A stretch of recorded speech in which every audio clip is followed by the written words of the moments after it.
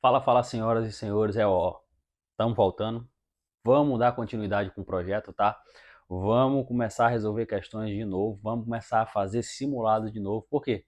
Porque agora saiu uma decisão, né?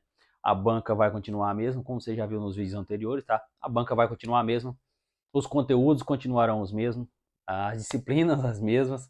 Então, assim, vai vir a prova, tá? A gente já sabe aí que vai vir ou ali para fevereiro ou março, no máximo até lá. E aí, o que tem que fazer? Voltar aos estudos. Não era nem para ter parado. Já tem conteúdo aí no canal para você ver e rever até a data da sua prova e chegar pronto para gabaritar. Mas a gente vai continuar trazendo cada vez mais, e esse é o caso. Agora eu estou trazendo um simulado aí, tá? De específico. Esse, além de ser para o cargo específico de apoio administrativo, ele é específico da banca Nosso Rumo, tá? São questões só da banca Nosso Rumo, perfeito? Esse simulado aí foi elaborado, inclusive, nem foi por mim, foi por um inscrito do canal, tá? Que ele entrou em contato comigo pelo WhatsApp e pediu para mim gravar um vídeo resolvendo essas questões e comentando, tá? Cada uma, porque elas são questões específicas selecionadas por ele, tá? Da banca Nosso Rumo, perfeito? Então a gente vai resolver aí essas questões da banca Nosso Rumo, da parte específica, tá? É um compilado de todos os assuntos, tá? Do seu edital da parte específica. E como é de praxe, se inscreve no canal, tá? Dá aquela força, dá aquela moral, deixa nos comentários aí, né, a sua gratidão, que o YouTube ele entende, né, que o vídeo está tendo relevância e consegue alcançar mais pessoas, perfeito? Então, olha só, qualquer coisa aciona o meu direct no Instagram, entra no grupo exclusivo que a gente tem aí, tá, do WhatsApp, tá embaixo na descrição, tá? E lá você vai ter acesso ao Drive e também vai ter acesso a todas as informações, tá, que forem saindo a respeito desse concurso e dos demais concursos e do rumo que o canal vai tomando, perfeito? Então entra nesse grupo aí e vai lá na descrição e lá você consegue ter acesso ao Drive que já tem inclusive esse simulado aí, perfeito? Então vamos pro simulado, vamos para cima e agora não tem mais jeito. A banca vai continuar a mesma, não tem mais chororô, conteúdo mesmo e agora não tem o que fazer, amigo. É estudar, perfeito? Então vamos para cima, tamo junto e vamos lá, questãozinha número 1, olha só. De acordo com o Manual da Presidência da República, devem constar do cabeçalho ou do rodapé de ofício as seguintes informações, exceto. Então, olha só, ele quer. Aqui não deve constar, né? Não deve constar no cabeçalho ou no rodapé de ofício. Já que ele quer exceto, ele quer errada. Então vamos lá. Letra A fala assim: o endereço postal. O endereço postal ele faz sim, tá? É parte do ofício e ele consta sim, né, na parte do cabeçalho, tá? Ele são informações, né, do remetente, e o endereço postal ele é uma dessas informações que fica dentro do cabeçalho de ofício, perfeito? Então não pode ser nosso gabarito. A letra B fala que são informações de determinado assunto. Olha só, o assunto ele é uma informação essencial que deve sim, né, constar logo abaixo do cabeçalho de ofício. Ele serve para indicar de forma resumida e objetiva o conteúdo ou propósito da comunicação. No entanto, ele não faz parte do cabeçalho em si, ou do rodapé, tá? Como informação do remetente. Mas sim, ele é uma informação própria da comunicação, que vem logo abaixo, tá? Então, aqui a gente já tem nosso gabarito. Gabarito letra B, tá? Porque essas informações, elas não fazem parte, tá, do cabeçalho do rodapé, elas vêm logo em seguida, perfeito? Então aqui a gente já tem nosso gabarito. E aí a letra C fala do nome do órgão ou do setor, isso aqui também, tá?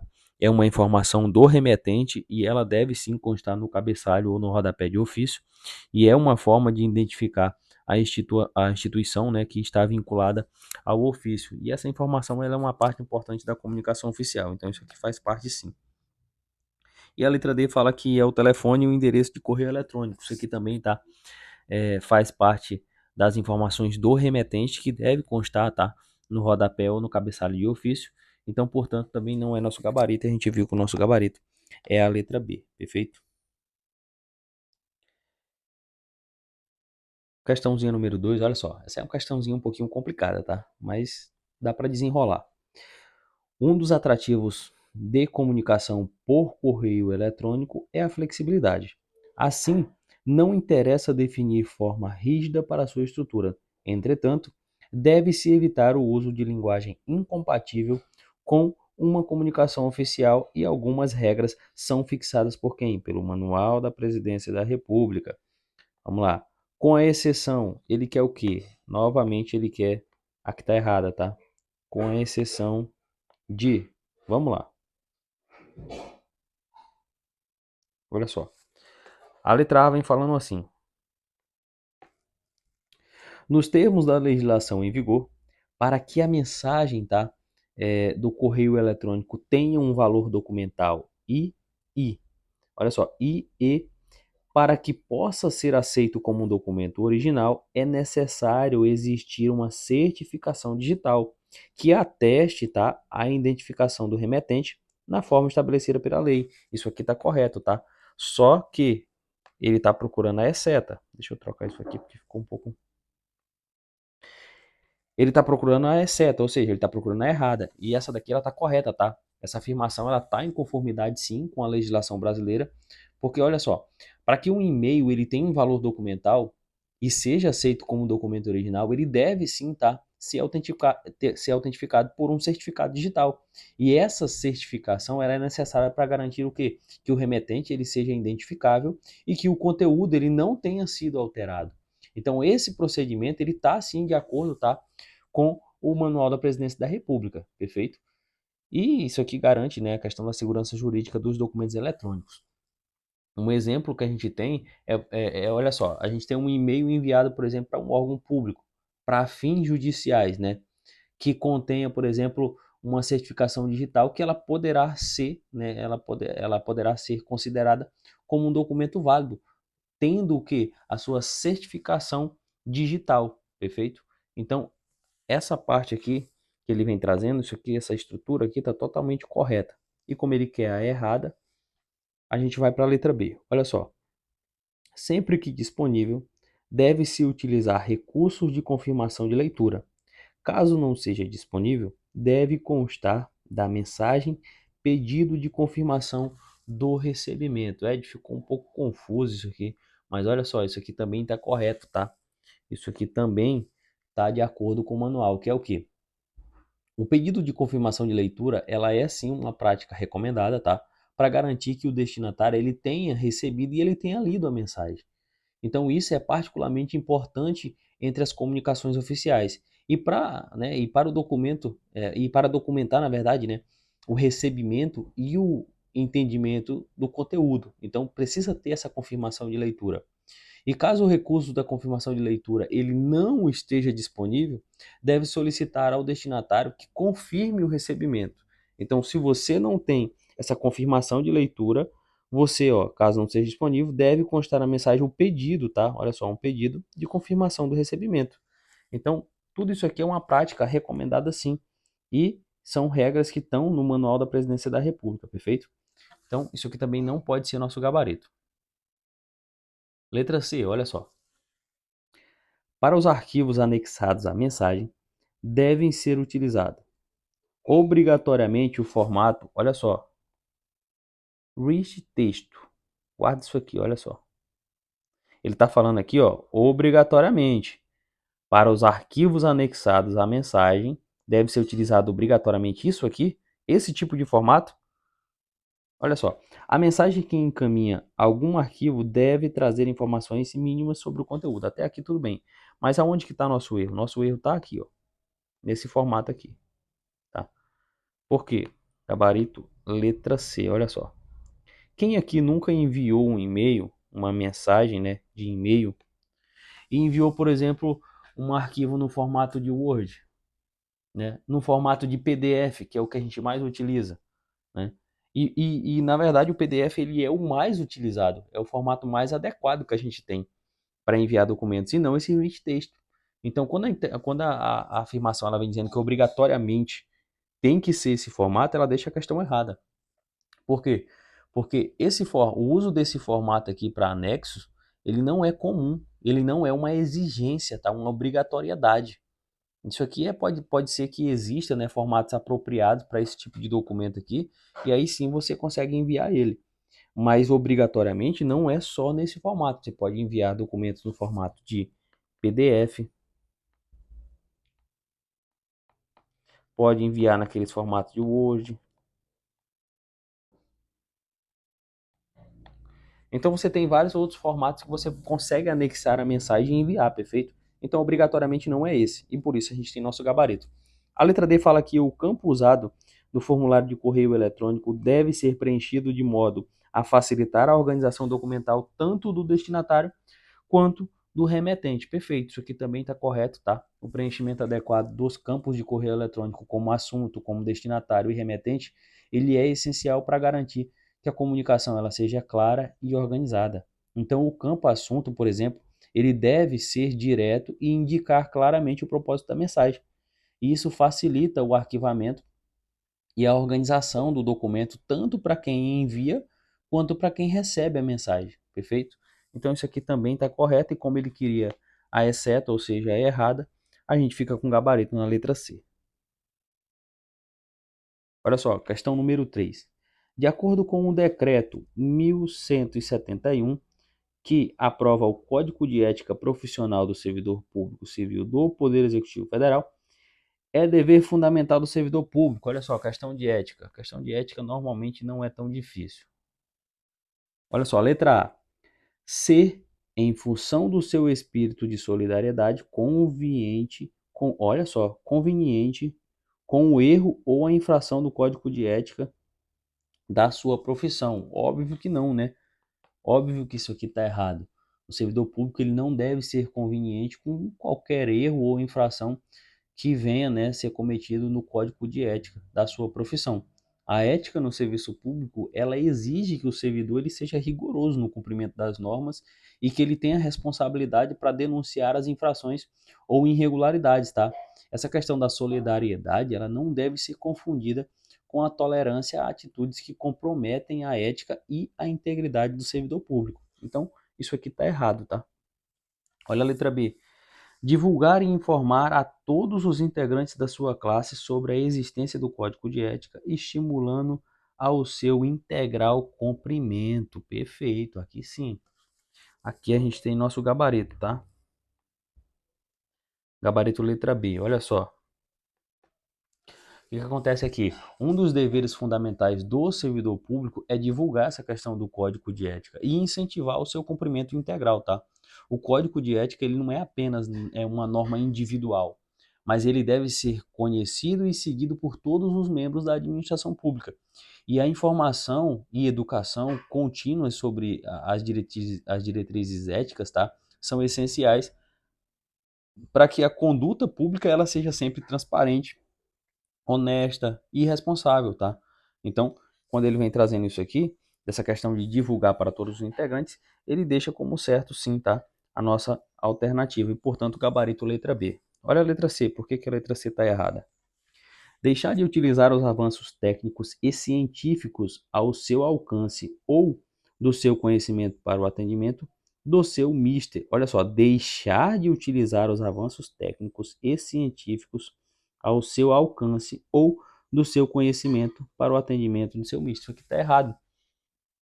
Por quê? Porque ao contrário, né? A gente, ao contrário do que está se afirmando, o servidor público ele tem o dever de utilizar, tá, os avanços técnicos e científicos para melhorar, né, a qualidade do seu serviço público e atender, obviamente, a sociedade de maneira mais eficaz e eficiente.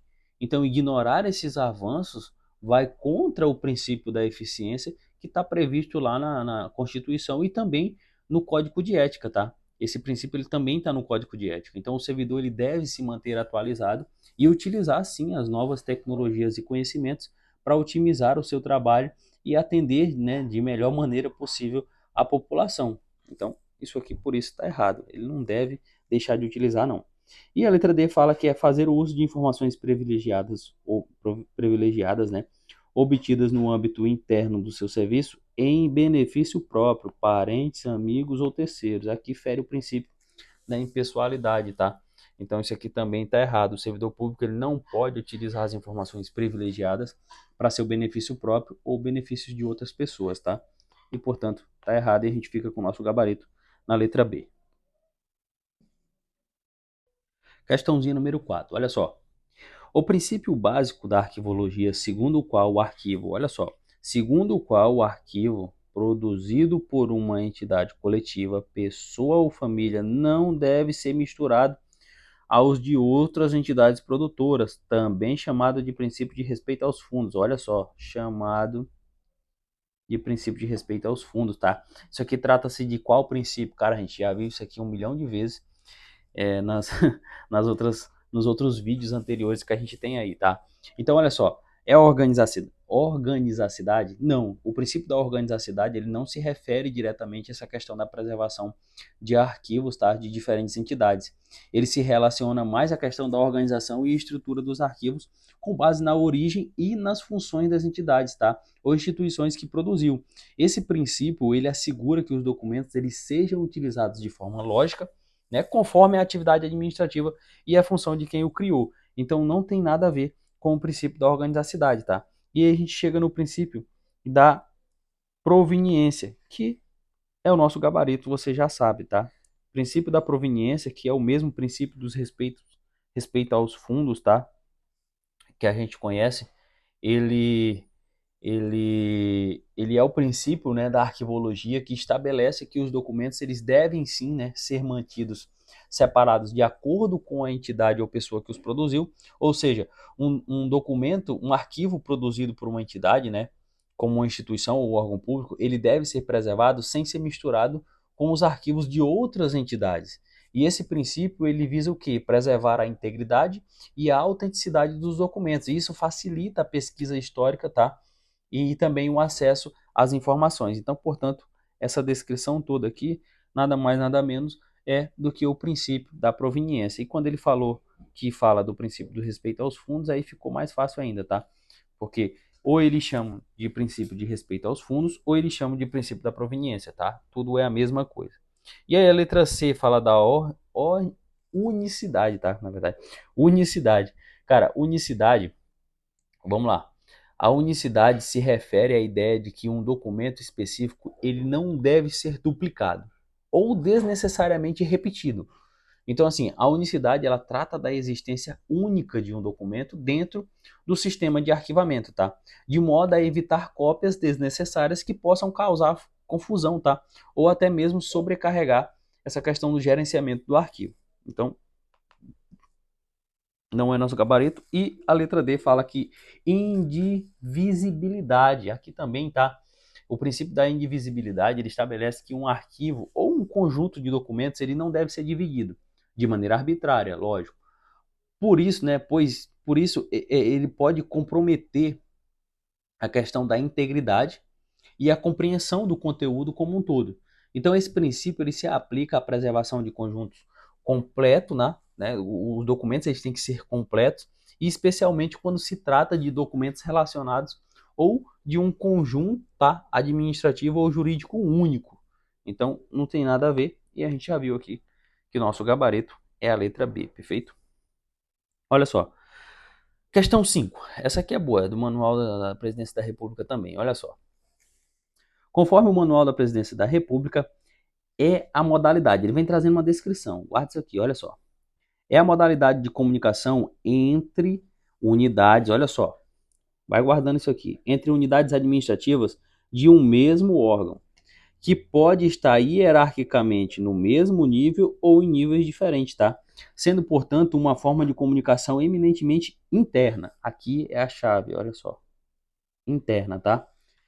E pode ter né, ter caráter meramente administrativo, ou ser empregado para exposição de projetos, ideias, diretrizes, enfim, e a serem adotados por determinado setor de serviço público. Isso aqui trata-se de quê, amigo?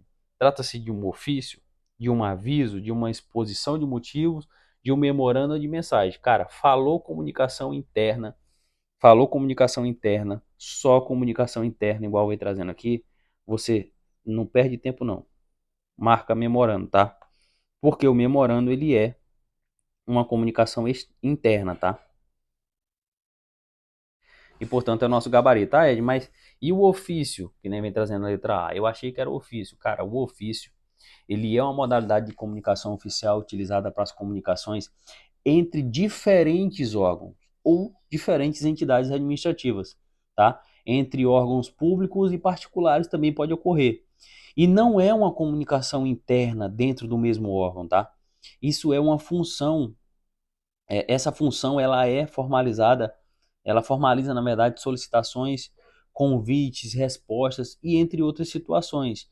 Então isso aqui é uma forma de comunicação que ela até pode ser interna, mas ela não é exclusivamente interna, ela pode ser interna e ela pode ser externa, tá? Então não tem como ser nosso gabarito. A letra B fala do aviso. O aviso ele é uma forma de comunicação também utilizada em ambientes internos, obviamente, mas com um caráter mais informativo e também de alerta. E pode ser utilizado para as comunicações internas de maneira rápida e simples, como comunicar, por exemplo, a ausência de um servidor ou alteração de um horário de expediente, enfim. Porém, seu uso ele é mais restrito e ele não se aplica à questão de projetos, a questão de ideias, de diretrizes, coisas que são mais elaboradas, tá? Como vem trazendo aqui, ó. Como vem trazendo aqui no enunciado, tá? E por isso não pode ser nosso gabarito. A gente também tem a exposição de motivos. Só que a exposição de motivos, ela é um tipo de documento que é utilizado para justificar ou explicar uma decisão ou uma ação administrativa.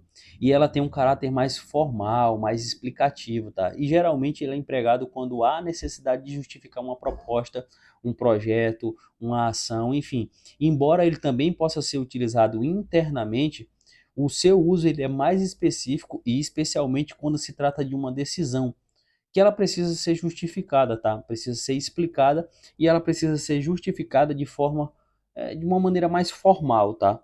Então, assim, não é também o nosso gabarito da questão. E a gente viu que a letra D e a letra E fala que é uma mensagem. O que que acontece? A mensagem é um negócio bastante genérico, né? E ele é geralmente é uma comunicação mais informal, não tem tanta formalidade, igual vem trazendo aqui, ó.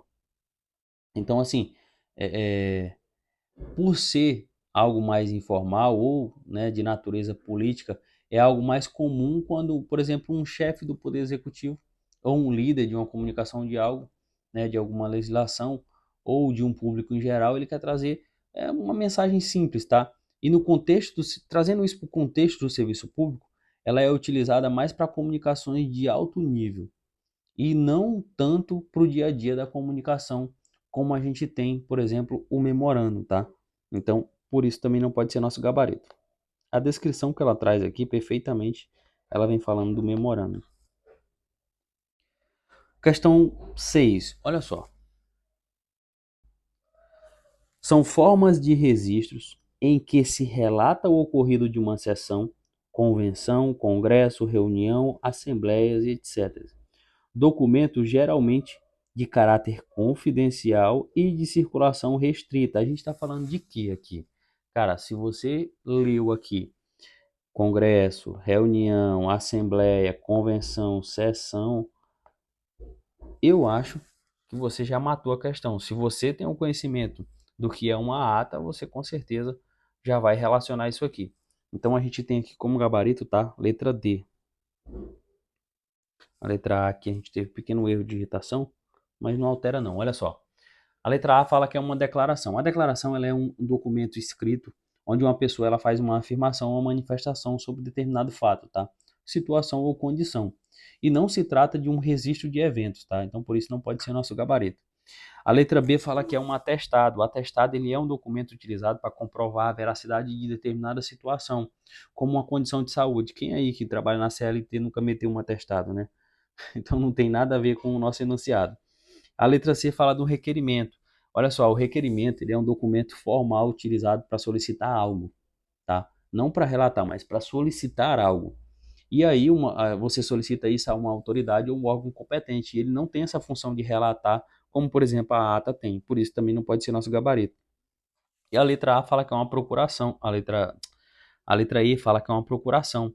E a procuração ela é um documento formal no qual uma pessoa, né, ela outorga, ela concede, né, a outra poderes para agir em seu nome, geralmente para assuntos legais ou administrativos. E também não se trata dessa questão de registro de eventos. E por isso, o nosso gabarito é a letra D, que traz a ata, perfeito? Então vamos lá, olha só, questãozinha número 7 agora.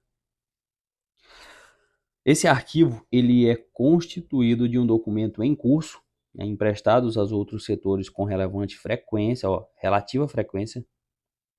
Falou em relativa frequência, você já tem que lembrar do gabarito disso aqui, tá? Ou consultados frequentemente. Cara, se você não marcar o gabarito correto nisso aqui, você vai levar uma pisa.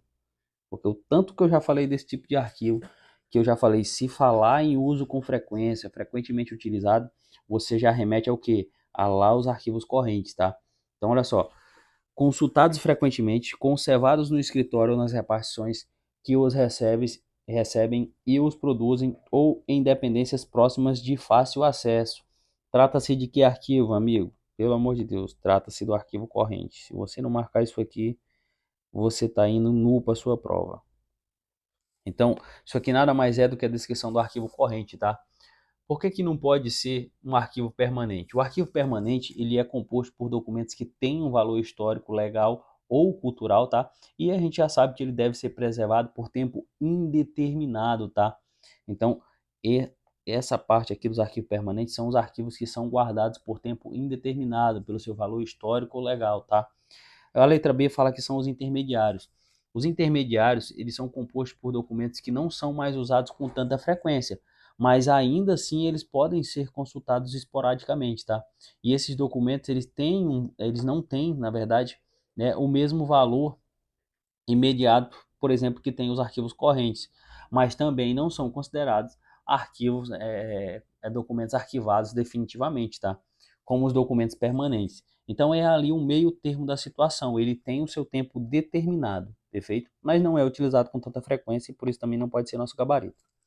A letra D, ela vem trazendo, a letra C que a gente já viu é o nosso gabarito, né, dos arquivos correntes, que é esse tipo de documento que é usado com mais constância, tá? E a letra D fala que é os de segunda idade. Olha só, os arquivos de segunda idade não é uma classificação comum no sistema, né, arquivístico tradicional que a gente tem. Embora em algum contexto ele possa referir-se aos documentos que não são mais de uso ativo, tá, usado com tanta frequência, mas também não pode ser descartado de maneira imediata, tá? Essa classificação ela é menos precisa e menos formal. Ela é uma mistura de documentos intermediários e documentos de arquivos que não são classificados como correntes. Ou seja, a descrição dessa segunda idade aqui, ela é basicamente a mesma do intermediário, tá? Só que é, é, é, tem essa mudança na nomenclatura que pode causar um pouco de confusão, mas é basicamente a mesma coisa. Acontece também no de terceira idade, que se refere, tá, de maneira coloquial, aos documentos que já perderam o seu valor imediato e esses estão prontos para serem descartados ou para ir para preservação em condições específicas, tá? E assim, após isso, após eles terem o seu ciclo de vida útil já acabado, tá? Ele corresponde a documentos que já são irrelevantes para o uso cotidiano e estão em uma fase de guarda, de final ali, de eliminação. Isso também parece muito com um dos arquivos permanentes, tá? Mas entenda, cada um tem a sua definição, apesar de serem bastante parecidos, mas cada um tem a sua definição, perfeito? Mas aqui o enunciado ele não deixou nenhuma confusão, trazendo como gabarito o arquivo corrente. Questão 8, olha só. De acordo com o Manual da Presidência da República, estas são modalidades de comunicação oficial praticamente idênticas. Vamos lá. A única diferença entre elas é que uma é expedida exclusivamente pelo ministro do Estado e para autoridades da mesma hierarquia, ao passo que a outra é expedida para e pelas demais autoridades. Olha só, ambas têm como finalidade o tratamento de assuntos oficiais, tá, pela administração pública em si, e no caso da segunda, olha só, também com particulares. É correto afirmar que essa modalidade de comunicação mencionada acima são respectivamente. Vamos lá, vamos seguir a ordem, né? É uma questãozinha um pouco grande e um pouco confusa. Se você não souber o que está fazendo aqui, você se perde. Mas olha só, aqui ele está falando respectivamente de quê? Ele está falando respectivamente aqui da questão do aviso e do ofício. Como assim? Então vamos lá. Gabarito letra E, tá? Olha só. Aqui ele vem trazendo, ó, o aviso e o ofício, eles são, tá, de fato, modalidade de comunicação com objetivos bastante similares, mas a diferença está na questão da hierarquia, tá, das autoridades envolvidas no envio e no recebimento de cada um. O aviso, ele é usado como uma comunicação entre as unidades administrativas do mesmo órgão, tá? Enquanto o ofício é uma forma de comunicação mais formal e ela pode ser utilizada para diferentes hierarquias. E também, né, como ele vem trazendo no final aqui, usada entre os órgãos e também com particulares, tá?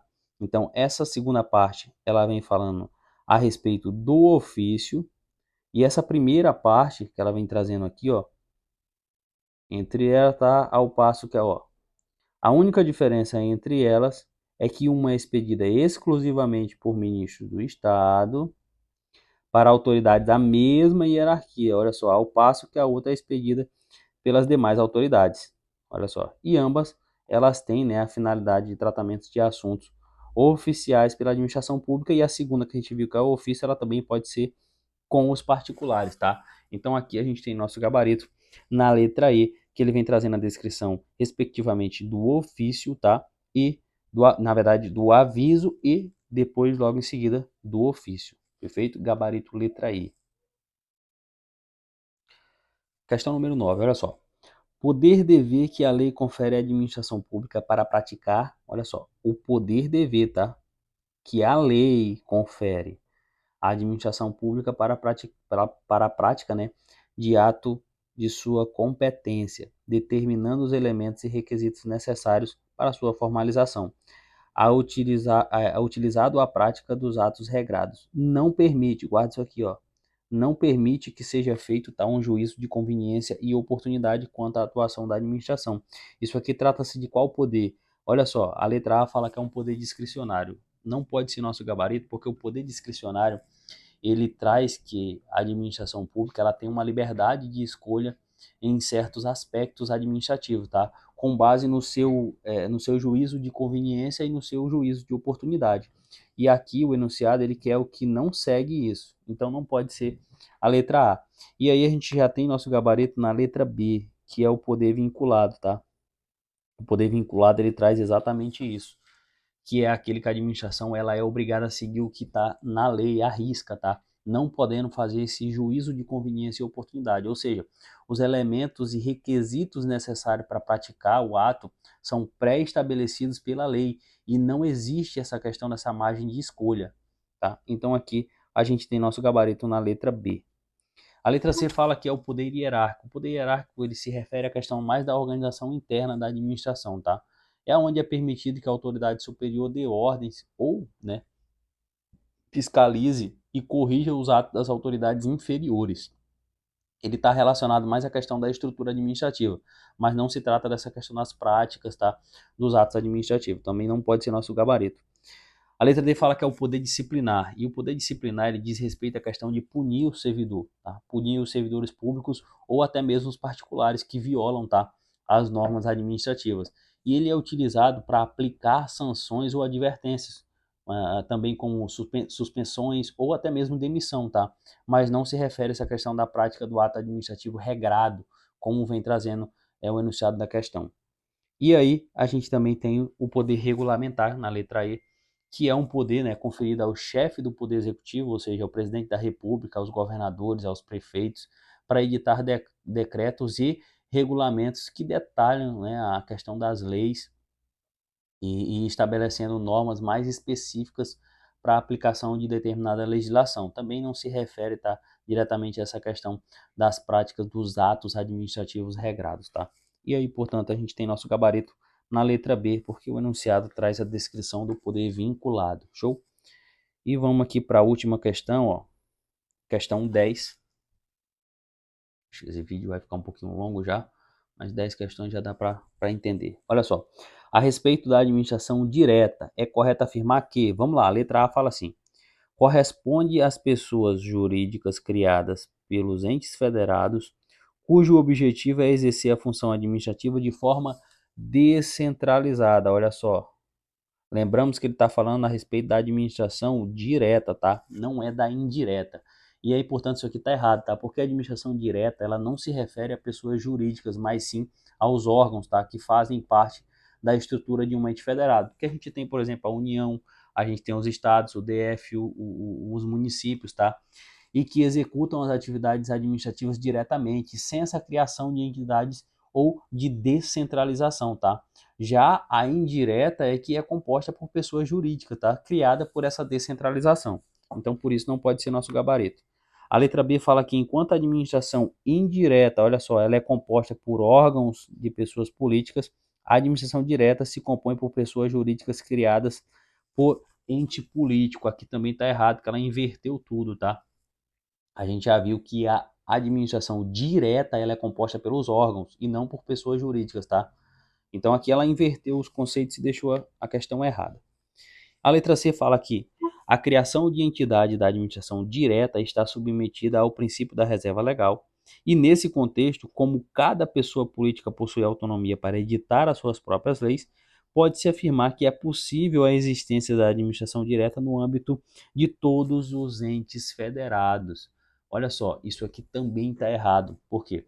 Porque a administração direta ela não envolve a criação de entidades, mas sim a utilização de órgãos de ente federado, tá? Então dizer aqui que essa criação de entidades, isso aqui também faz parte da indireta, tá?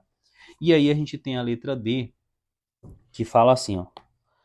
A expressão administração direta tem sentido bastante amplo, tem sim, compreendendo todos os órgãos e agentes federados que estes façam parte do Poder Executivo, do Poder Legislativo e do Poder Judiciário. E aqui a gente tem nosso gabarito, tá? Gabarito letra D. Por quê? Olha só. A administração direta, ela engloba, né, todos os órgãos de pessoa política que estão lá dentro da União, dos estados, do DF, dos municípios que exercem a função administrativa.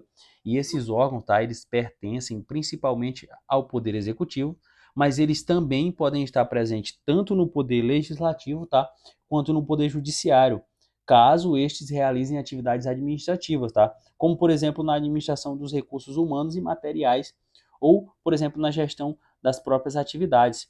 Portanto, a administração direta, ela não está limitada a administração direta, ela não está limitada apenas ao poder executivo, tá? E o poder e pode, né, envolver também os outros poderes, desde que eles desempenhem, tá, as funções administrativas para tal. Então, por isso, quando você pode ter olhado para cá e pensado, poxa, mas não é só do poder executivo? Não, pode também ter o poder legislativo e o poder judiciário, tá?